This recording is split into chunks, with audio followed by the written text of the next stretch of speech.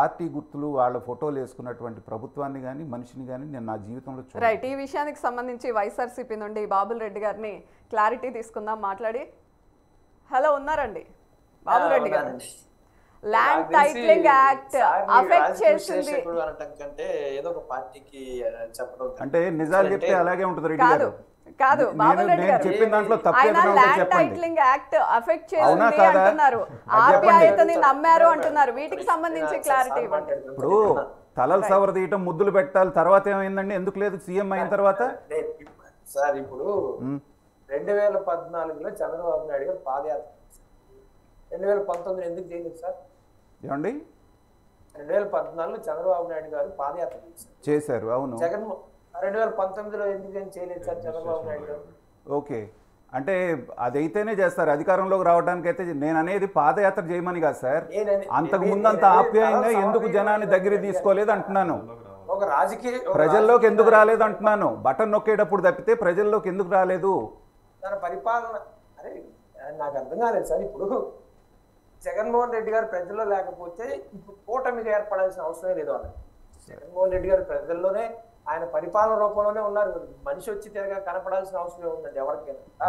ఆయన పరిపాలన సక్రమంగా ఉన్నప్పుడు అసలు అది విమర్శ చేయాల్సిన పాయింటే కాదు సార్ మీరు మాట్లాడేది.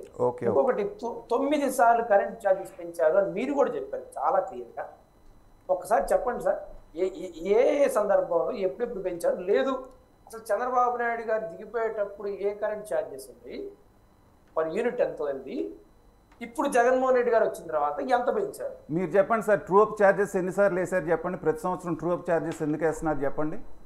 ఇప్పుడు కూడా మొన్న కూడా 10,000 కోట్లు వేయడానికి రెడీ అవుతున్నారు. ఎందుకు వేస్తున్నారు చెప్పండి? 28,000 కోట్ల రూపాయలు ఇస్కంలకి చంద్రబాబు నాయుడు గారు అప్పులు చేసుకుంటే అందులో 10,000 కోట్ల రూపాయలు తీర్చారు. మళ్ళీ 10,000 కోట్లు తీర్చడానికి మళ్ళీ ట్రూ అప్ ఛార్జెస్ వేశారు. ఓహో, చంద్రబాబు నాయుడు గారు తీర్చడానికి ప్రజల మీద వేసి తీరుస్తున్నారు అన్నమాట మీరు.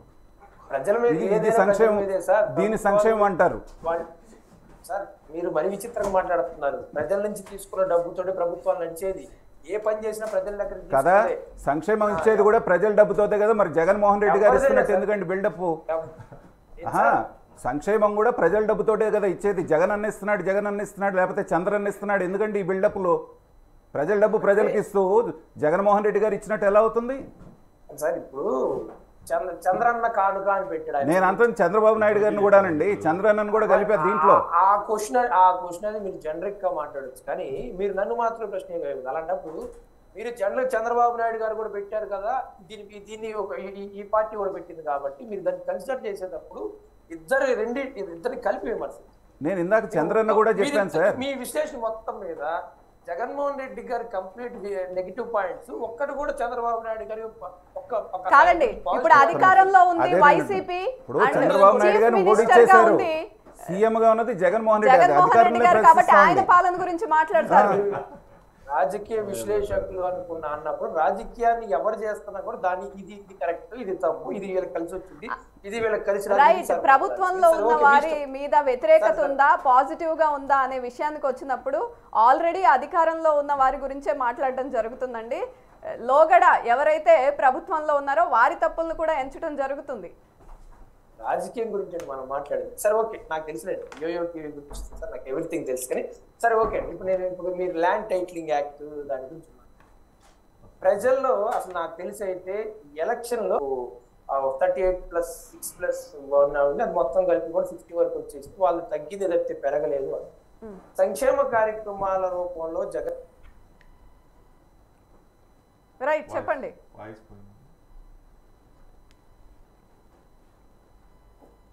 రైట్, బాబుల్ రెడ్డి గారి వాయిస్ మ్యూట్ లో టెక్నికల్ ఇష్యూస్. yes చెప్పండి. అదే సంక్షేమ కార్యక్రమాలు సూపర్ 6 అని ఇవ్వాల్సిన అవసరం లేదు. నాకు తెలిసి చంద్రబాబు నాయుడు గారి పార్టీ కనీసం 6 to 8% ఓటు కోల్పోయింది సంక్షేమ కార్యక్రమాల జగన్మోహన్ రెడ్డి గారి కార్యక్రమాలలో. మహిళల ఓటు అనేది ముఖ్యంగా పోయింది. రెండవది ఇక్కడ ఇంకోటి ఎలక్షన్ ఎలా జరిగిందంటే జగన్మోహన్ రెడ్డి కావాలి లేదా జగన్మోహన్ రెడ్డి వద్దు అన్న పాయింట్ ఆఫ్ వ్యూ జరిగింది. కంపల్సరిగా అది 50 అబోవ్ ఉంటుందని నేనైతే అబోవ్ ఉంటారు. వీళ్ళు మన సార్ చెప్పినట్టుగా చెత్త పన్ను లేకపోతే ఇంకోటి ఇందాక మాట చెప్పారు పెట్రోల్ మీద ఎంత సార్ మీరు 2015లో చంద్రబాబు నాయుడు గారు రాజధాని అంటే ఏమంటారు క్యాపిటల్ సెస్ అని ఒక 4 రూపీస్ వేశారు పెట్రోల్ మీద డీజిల్ మీద ప్రతి లీటర్ 4 రూపీస్. గుర్తుందా సార్ మీకు? గుర్తుందండి. దాంట్లో నుంచే 2 రూపాయల తర్వాత తగ్గించారు. దాంట్లో 2 రూపీస్ ఎలక్షన్ ముందు 2 రూపీస్ తగ్గించారు. చంద్రబాబు నాయుడు గారు తగ్గించారు, జగన్మోహన్ రెడ్డి గారు పెంచారు. మీరు అని మాట్లాడారు. పెంచారంటలేదు, తగ్గించలేదన్నాను. పెంచారని నేను అనలేదు సార్. ఏ రాష్ట్రంలో కూడా వెయ్యని ఒక సెస్ కొత్తది వేసి దాన్ని 3.5 years వసూలు చేసిన తర్వాత ఓ 10,000 కోట్ల రూపాయలు వసూలు చేసిన తర్వాత చివరి ఎలక్షన్ ముందు 2 రూపాయలు తగ్గించారు. జగన్మోహన్ రెడ్డి గారు వచ్చిన తర్వాత దాంట్లో 1 రూపాయలు పెంచారు. నాకు తెలిసి అయితే పెట్రోల్ మీద జగన్మోహన్ రెడ్డి గారు చంద్రబాబు నాయుడు గారు ఉన్నప్పుడు ఏ ట్యాక్స్లు అయితే ఉన్నాయో అదే పర్సంటేజ్ ఇప్పుడు కూడా ఉంది. మీరు కావాలంటే ఒకసారి చెక్ చేయండి. జగన్మోహన్ రెడ్డి గారు ఎటువంటి ట్యాక్స్ పెంచలేదు, 1 రూపాయి మాత్రమే పెంచారు. అది కూడా చంద్రబాబు నాయుడు గారు చివరి ఎలక్షన్ స్టంట్లో 2 రూపాయలు తగ్గించారు కాబట్టి అందులో 1 రూపాయి పెంచారు. మళ్ళీ కూడా మీరు ఇవన్నీ ఏంటంటే ప్రజలకు ఇవన్నీ తెలియదు అనుకోవడం నాకు తెలిసి అయితే పొరపాటు. ప్రజలు క్లారిటీగానే ఉన్నారని నేను అనుకుంటున్నాను. ఖచ్చితంగా మేము నాకు తెలిసి అయితే 120 వరకు సీట్స్ వస్తాయి. రైట్, మీరు చెక్ చేస్తున్నారా అండి?